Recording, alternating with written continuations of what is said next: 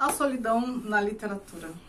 Olá pessoal, tudo bem? Eu sou a Carmen e hoje eu vou atualizar este quadro sobre solidão. Eu falo quadro porque eu já tenho vários vídeos com este tema aqui no canal. Eu nem sei dizer qual é o número deste vídeo, mas vocês já viram aí no título do vídeo. Solidão é um dos assuntos mais recorrentes da literatura. Por que será, hein?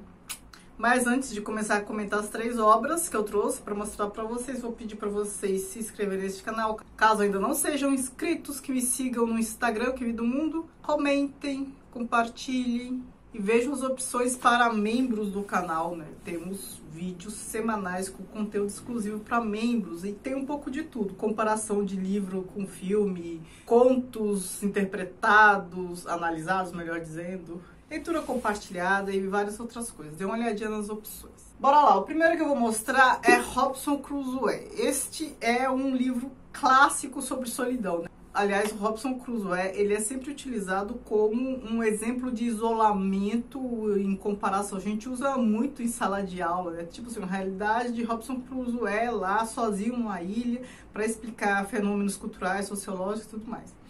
Aqui nessa história, que eu já fiz vídeo, vou deixar aqui, a gente tem um filho de burguês, Inglaterra, século XVIII. Filho de burguês que gosta de aventuras, né? Aventuras marítimas neste momento histórico. E aí ele acaba fazendo parte da tripulação de embarcação de um amigo e vai para África, vai para um canto, vai para o outro, até que acontece um naufrágio. E aí ele se vê sozinho numa ilha do Pacífico. E ele consegue recuperar do barco, da embarcação, apenas um pouco de pólvora. E nessa ilha do Pacífico ele fica por 25 anos, sozinho a maior parte do tempo, né? E aqui é um caso de solidão física. E não é uma solidão da alma, não é uma solidão pela falta da interlocução do outro. Percebam, a solidão que é pela falta da presença física do outro. E a solidão que é pela falta da interlocução, da empatia do outro. Ou seja, a pessoa está acompanhada, às vezes está na multidão e está se sentindo sozinha. Aqui é o caso de solidão física de Robinson Crusoe.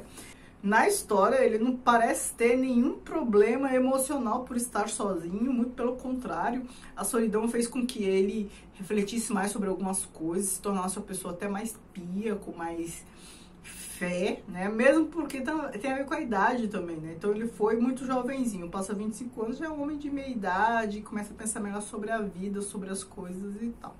Mas, se você quiser a crítica sobre este livro, né? Aqui a gente está falando de um livro sobre imperialismo, colonização, dê uma olhadinha lá no meu vídeo. O outro livro que eu quero mostrar é A Morte de Ivan Ilitch, do Tolstói. Essa foi uma das primeiras obras que eu li do Tolstói, já li, já reli, e é muito triste. Aqui a gente tem a história do Ivan Ilitch, que é um funcionário público, e a gente está falando da Rússia do século XIX. Hoje eu não sei, mas na época ser funcionário público era símbolo de status. Então tinha servos, a depender do momento, né, histórico ali, porque a servidão na Rússia foi abolida em 1861. Então havia servos, mujiks, aristocracia, e havia os funcionários públicos. Depois da abolição da servidão, também começaram a surgir alguns burgueses, né? Então era mais ou menos isso. Não havia muitos graus ali na sociedade. E funcionário público era um cargo de status. E ele era um funcionário protocolar. Só que aí eu não lembro mais se é uma doença ou um acidente que ele sofre. Enfim, não faz diferença. Ele fica muito mal e assim, à beira da morte. Ele sabe que vai morrer. Então, este processo de morte dele é terrível, porque ele tem consciência de si, do que está acontecendo, e começa a ver a família, sobretudo, o pessoal do trabalho que vai visitar, todos ali já se organizando para a morte dele. Então, no trabalho, ele percebe que as pessoas já estão querendo se apropriar do seu espólio, ele em vida ainda, né? Ele não morreu e as pessoas já estão ali lidando como se ele estivesse ausente. Então, ele tem ali uma solidão pela aproximação da morte, não só isso, mas é por essa ausência de compaixão, empatia e afeto que ele tem nesse último momento aí da vida. É muito triste, me fez lembrar Enquanto Agonizo, do Faulkner, que a a senhora lá da moribunda vê o filho fazendo o caixão dela. Me fez lembrar um conto da Raquel de Queiroz, né, que já estão, que o moribundo lá sente um cheiro de, acho que é de pão de queijo, alguma coisa assim, e pede pro menino trazer para ele, e aí o menino fala que não, que é pro enterro, né? Então o cara ali desejando comer, já estão preparando comida para o enterro dele. Situações semelhantes. Mas essa solidão é bem pior que a do Robinson Crusoe.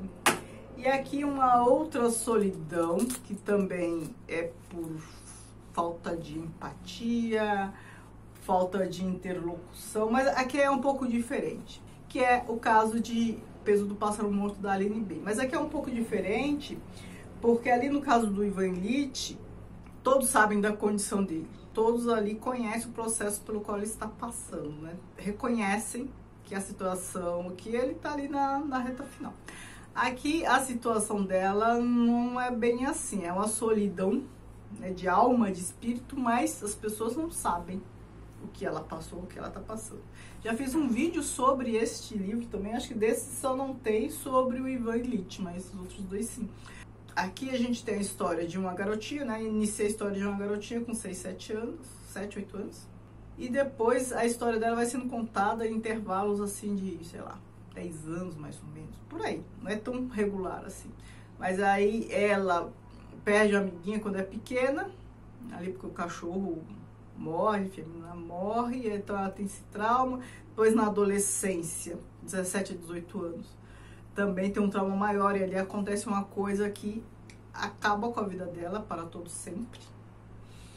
Aí depois, em razão desse fato que aconteceu quando ela tinha 17, 18, tudo que vai mostrando da vida dela é consequência, uma consequência danosa, né? Uma vida construída de maneira danosa, uma vida construída com os cacos do que sobrou dela aos 17, 18 anos. E é muito solitária, porque ela não contou pra ninguém o que aconteceu com ela. Só ela sabe o que aconteceu com ela. Ela não dividiu com ninguém, nem com o pai, nem com a mãe. E ela passou tendo uma vida assim, solitária, amarga, vazia.